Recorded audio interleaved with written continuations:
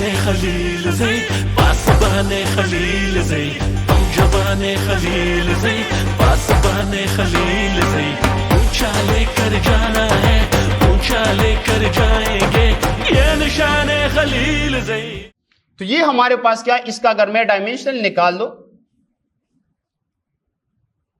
तो अब इसको देख ले, इसमें ये आर्क भी लेंथ है और रेडियस भी लेंथ है, दोनों लेंथ है ना। ये आर्क ये लेंथ है ना, ये डिस्टेंस और ये रेडियस भी लेंथ है, दोनों लेंथ का स्पेशल केस है। अगर डिस्टेंस सेंटर और सरकमफेरेंस के दरमियान हो तो इसको हम क्या कहते हैं, रेडियस कहते हैं। पार्ट ऑफ सरकमफेरेंस को हम क्या कहते हैं, आर्क कहते हैं। अब ये दोनों, ये रेडियस भी लेंथ है और ये आर्क भी लेंथ है। अब यहां पर देख ले तो लेंथ डिवाइड बाय लेंथ, और लेंथ का जो डायमेंशन है बेटा ये कैपिटल एल है। अगर अब इसका हम डायमेंशन मालूम कर देते हैं तो कीटा इज इक्वल टू, कीटा का जो डायमेंशन है तो इसका डायमेंशन एल, कैपिटल एल इसका डायमेंशन है, ये मैं लिख लूंगा इंशाल्लाह आपको पे, और लेंथ दोनों एल एल है। अब ये दोनों कैंसिल होते हैं ना एक दूसरे के साथ, एल एल के साथ कैंसिल होते हैं, तो आपके पास आंसर क्या आता है बेटा, तो आपके पास कोई डायमेंशन रहते हैं बेटा, सिर्फ 1 आपके पास आंसर आते हैं। और जब आपके पास ये 1 आंसर आ जाए तो इसका मतलब ये हुआ बेटा कि ये फिजिकल क्वांटिटी आपके पास क्या है, डायमेंशनल लेस फिजिकल क्वांटिटी। ये आपके पास डायमेंशनल लेस फिजिकल क्वांटिटी, इसलिए बेटा इसको क्या कर दिया, बेस और डिराइव से क्या कर दिया, अलग कर दिया बेटा। तो फिर भी जब देखा गया तो इसकी डिवीजन में ये दो base physical quantity, same base physical quantity involve है ना, फिर भी इसको जो है ना, हाउएवर 1995 रिसेंटली इसको डिराइव में शामिल कर दिया कि चलो हम इसको डिराइव के साथ क्या कर देते हैं, शामिल कर देते हैं, क्योंकि इसकी क्या, इनकी डिराइवेशन में दो बेस क्वांटिटी तो इन्वॉल्व है ना, सेम है, एक दूसरे के साथ कैंसिल होते हैं, लेकिन फिर भी 1995 में इसको क्या कर दिया, डिराइव फिजिकल क्वांटिटी के साथ शामिल कर दिया। अब भी हम इसको सप्लीमेंट्री डिस्कस करते थे। अगर कोई आपसे पूछे dimension of supplementary physical quantity, अगर एक एमसीक्यूज आते हैं, let's suppose dimension of supplementary physical quantity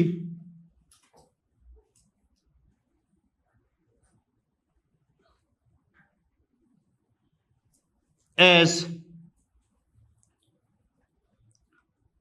ml minus 1, option B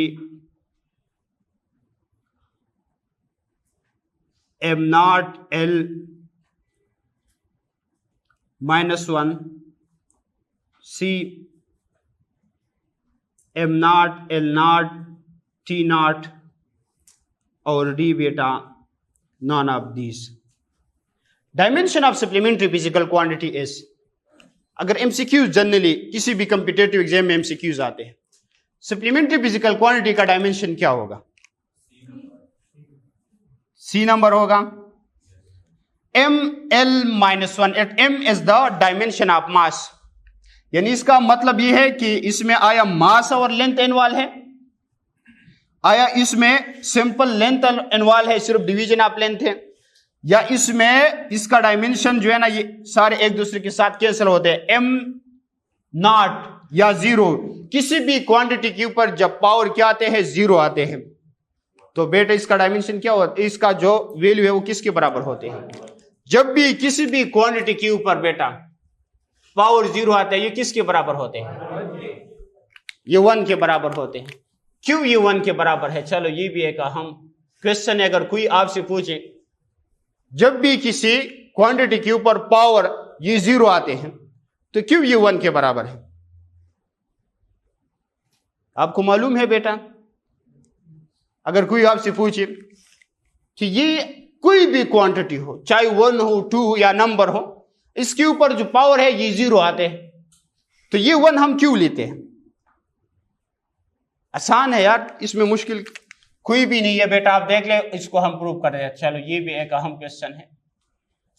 x power 0, इसको हम मैं यूं लिख सकता हूं, x power 0 is equal to x power +1 -1 लिख सकता हूं इस तरह।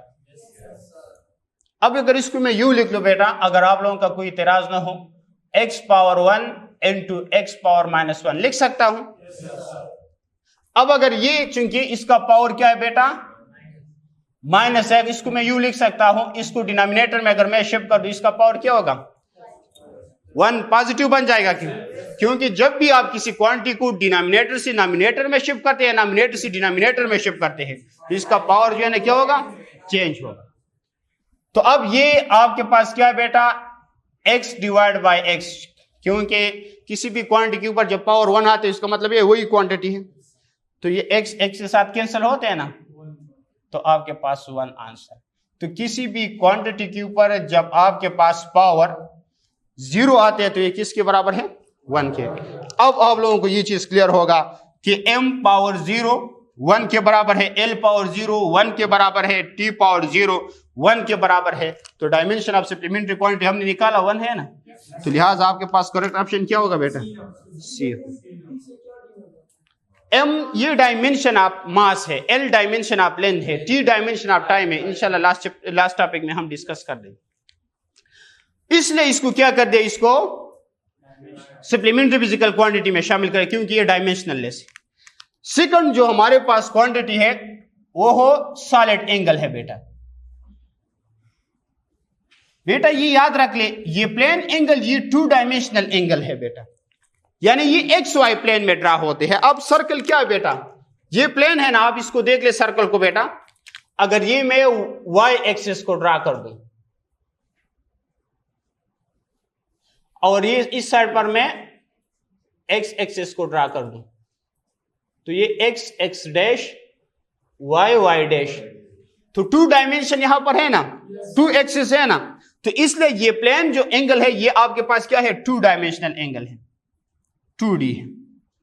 एक्स वाई प्लेन में इसको हम ड्रा कर सकते हैं, अब करते हैं बेटा। अब ये सॉलिड जो एंगल है, it should be noted that ये हमारे पास 3 डायमेंशनल एंगल है। क्या है बेटा, 3 डायमेंशनल एंगल है बेटा।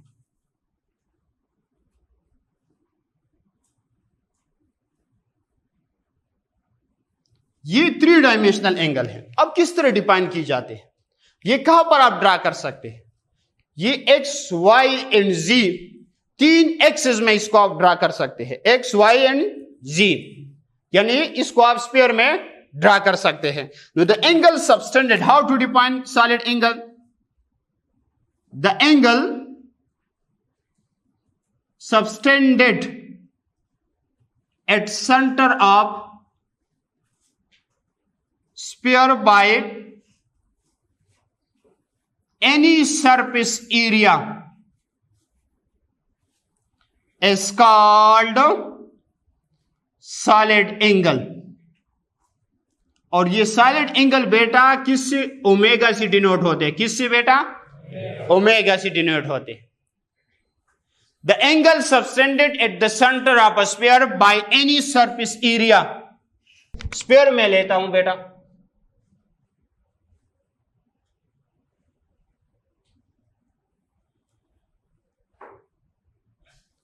इमेजिन कर दे बेटा ये स्फीयर है, क्योंकि ये 3 डायमेंशन एक्स वाई जी है, जो स्फीयर तो बोर्ड पर ड्रा नहीं हो सकती इस तरह, तो हम इसको एज अ सर्कल कंसीडर कर देते हैं बेटा। और इस स्फीयर का जो रेडियस सेंटर है वो ये इसका सेंटर है, और ये आपके पास क्या है बेटा, रेडियस है स्फीयर का भी, ये रेडियस ए है। अब बेटा इतना सरफेस एरिया पर इतना डिस्टेंस, इतना surface area, the angle subtended at the centre of a sphere, ये पॉइंट बी है, बाय एनी सरफेस एरिया, ये सरफेस एरिया है बेटा। जब भी सरफेस एरिया ऑफ स्फीयर के ऊपर कोई डिस्टेंस एरिया कवर होते हैं और सेंटर पर यहां पर जो एंगल बनाते हैं, यहां इसको क्या कहते हैं, इसको सॉलिड एंगल कहते हैं बेटे। तो ये आपके पास सरफेस एरिया है, ये वाला एरिया। सरफेस एरिया है। तो जब भी स्फीयर के सरफेस के ऊपर कोई एरिया कवर होते हैं और सेंटर पर जो एंगल बन जाता है बेटा, that is called solid angle. तो ये ओमेगा साइन है बेटा, क्या है बेटा? Omega sine. तो मैथमेटिकली हम इसको यू लिख सकते हैं, solid angle is equal to एक दूजे का साथ देके, हाथों में ये हाथ देके, इल्म की शम्मा हाथ में लेके चलते जाना है।